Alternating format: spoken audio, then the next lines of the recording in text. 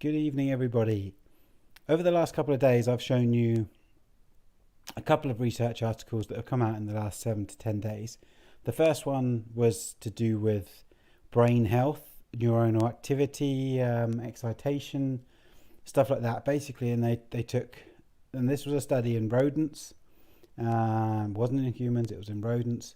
And they took young rodents and they took elderly rodents, and basically what they managed to do with light was effectively supercharge the brain's ability to function in younger rats, and they were able to almost turn back the clock with regards to the elderly rats.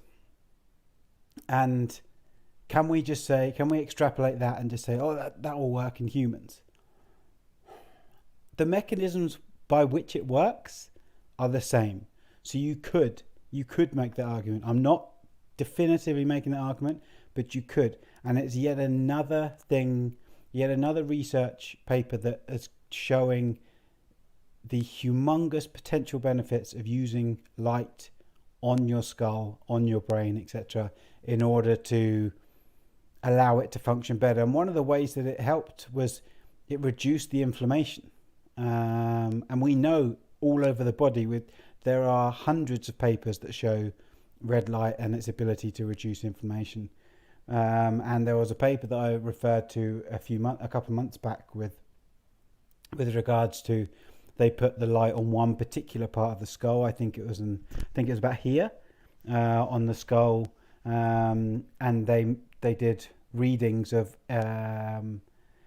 various measures of excitatory potential and stuff like that, and other potentially inflammatory markers. I can't remember off the top of my head, but what they found was by putting the light in one particular part, they were able to improve the results on 11 different areas in the brain just by putting it on one particular part of the head, which again I think is amazing. And so this latest one that I was talking about, although it was in rats, it was very, very, very compelling reading. And again, just it's another paper on top of, countless other papers that suggest, now we can't say it definitively proves, because it doesn't definitively prove, it suggests the potential for light therapy with regards to various neuronal populations. But not just that, remember they did that with young rats as well, and they improved the markers in the young and fully able. So that's a potential, that it's not just for traumatic brain injury, it's not for dementia and Alzheimer's, Parkinson's, etc. It could actually benefit, the majority of the population, and I certainly feel the difference. And then the second one, which was about scarring, and so they took, and this was scarring in kids, and if you're a parent, as I am, one of the things kind of you think about is scarring, and these were big burn scars in this study, and so if you know anything about scarring and tissue modeling, etc., you understand that it can take up to 2 years for that scar to finish being what it's going to be like. And so what they gave these people was just 12 weeks, and they did it twice a week, shine these red light on, along with the topical creams that usually go with burn victims, etc. And what they found was a significant reduction in the scar thickness, a significant reduction in visibility, permeability, an improvement in permeability. And this was just done over 12 weeks. So 12 weeks out of the potential 2 years that it takes to model scar tissue. So when you think about it like that, you think what could be done if it was continued for 52 weeks? What about 104 weeks? What about the full 2 years? What could it possibly do?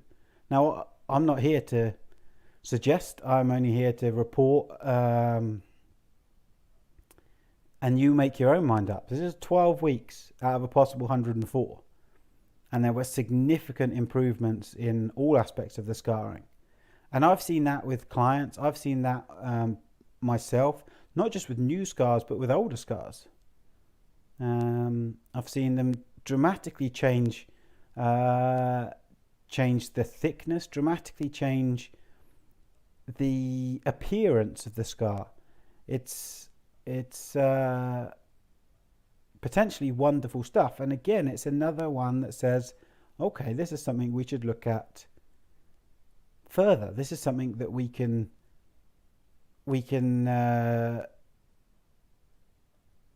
open up about, because over the last few months I've said to you about research papers that were maybe to do with muscle strength or recovery or endurance. Now, of course, it's not 100%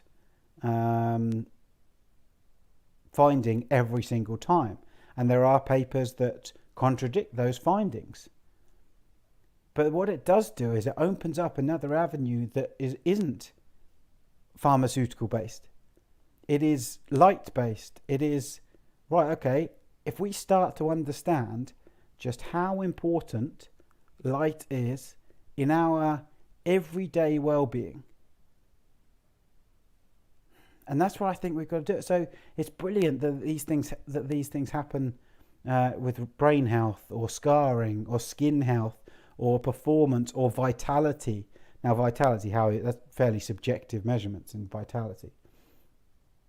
But if we are open to the fact that light actually has a huge part to play in our livelihoods, our wellness, and we start to make sure that we get daylight every day, we start to make sure that we expose our skin as much as possible, well, not as much as possible, within reason, obviously, to daylight. And when we can't expose our skin to proper natural daylight, then can we add certain things in which in the short term can be a good substitute? And red and infrared light is time and time again shown to be an amazing addition to a healthy lifestyle. Is it going to be the be all and end all of everything? No, of course not. But it is more and more, it's becoming more and more of a part of a healthy lifestyle, and it needs to be mainstream. So if you can help in any way and make it mainstream, please do. If you want to reach out to me, ask me any questions about it, see whether it might be able to help one aspect of your life. Because if you're sitting there and you've got a painful back at the moment, you've got a painful elbow, you've got brain fog, you've got little energy, you've got inflammatory problems, you've got arthritis, you've got other inflammatory problems,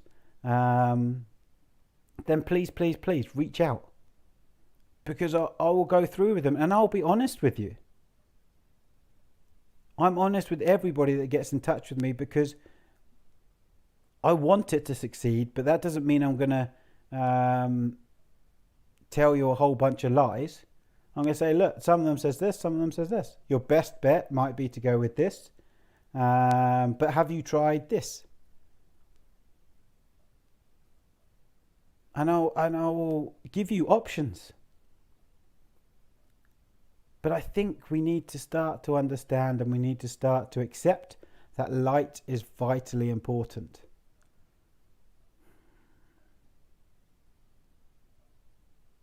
Yeah. Have a lovely evening, and I'm not going to say get enough light. Let's bring down the lights now. Let's bring down the lights, and let's get a good